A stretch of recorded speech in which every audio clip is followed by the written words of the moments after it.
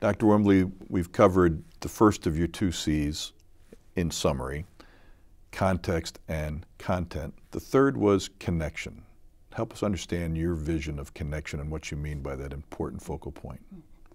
The question is always asked, how do we connect with the people in the community?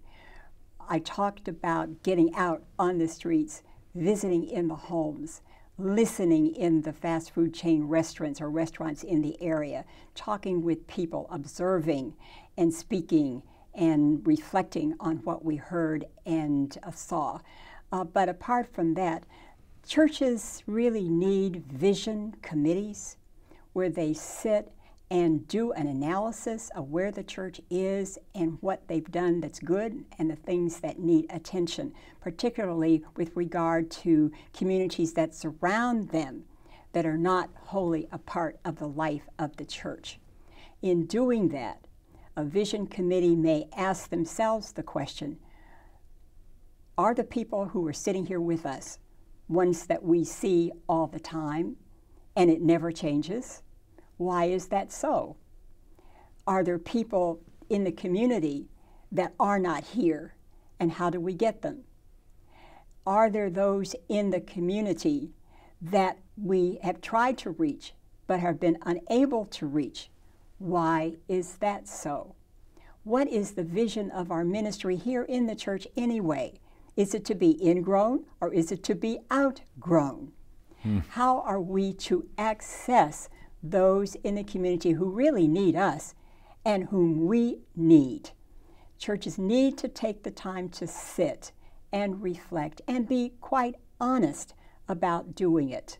I think I told the story of the one person in a church in Tennessee who decided, now, I've been in this church all my life, and I know how the population has changed, and I know there are youth in this community, and I've been working with them, and we need to be a part of them, and they need to be a part of us, and I'm going to get them.